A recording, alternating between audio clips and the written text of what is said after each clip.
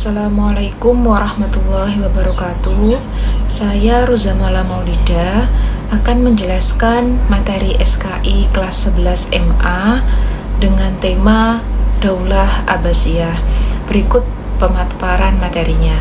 Daulah Abbasiyah berdiri pada tahun 750 Masehi setelah menggulingkan Daulah Umayyah. Dinamakan Abbasiyah karena berasal dari keturunan Al-Abbas, paman Nabi Muhammad SAW. Khalifah pertamanya adalah Abu Al-Abbas Asy-Syafa dan pusat pemerintahan kemudian dipindahkan ke Baghdad, kota yang kelak menjadi pusat peradaban dunia. Periodisasi kekuasaan Abbasiyah. Kekuasaan Abbasiyah berlangsung sekitar 5 abad dan terbagi menjadi 5 periode. Periode pertama, puncak keemasan, dari tahun 750 sampai dengan 847 Masehi. Kekuasaan stabil dan ilmu pengetahuan berkembang pesat. Periode kedua, pengaruh Persia, dari tahun 847 sampai dengan 945 Masehi. Pengaruh dinasti Buayhi meningkat, khalifah hanya simbol. Periode ketiga, pengaruh Turki, dari tahun 945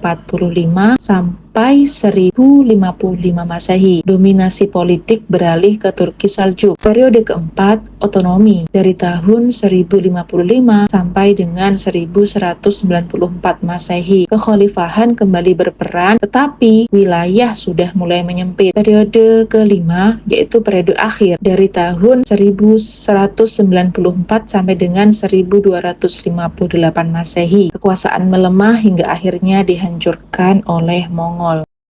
Baghdad menjadi pusat peradaban dunia. Didirikan pada tahun 762 Masehi, Baghdad dijuluki Kota 1001 Malam.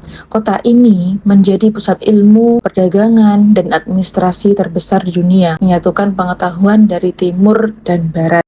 Masa keemasan ilmu pengetahuan. Pada masa ini, ilmu pengetahuan berkembang pesat. Beberapa kontribusi penting yaitu diantaranya dalam bidang pendidikan dan penerjemahan.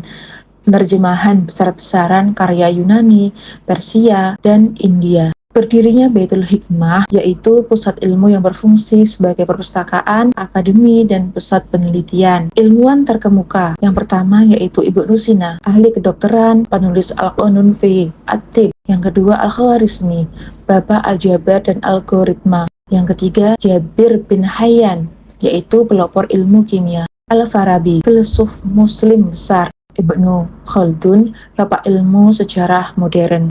Dalam bidang fikih, lahirnya 4 mazhab besar, Hanafi, Maliki, Syafi'i, dan Hambali.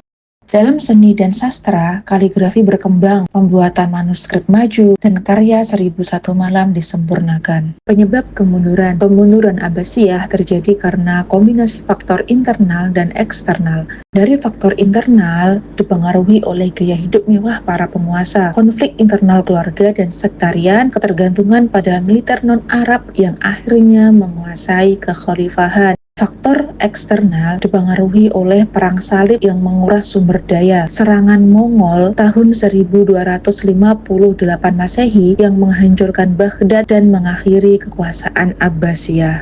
Warisan peradaban Abbasiyah. Warisan terbesar Abbasiyah adalah dunia keilmuan. Mereka bukan hanya menjaga ilmu kuno, tetapi juga mengembangkannya menjadi fondasi bagi kemajuan ilmu pengetahuan global, bahkan mempengaruhi era Renaissance.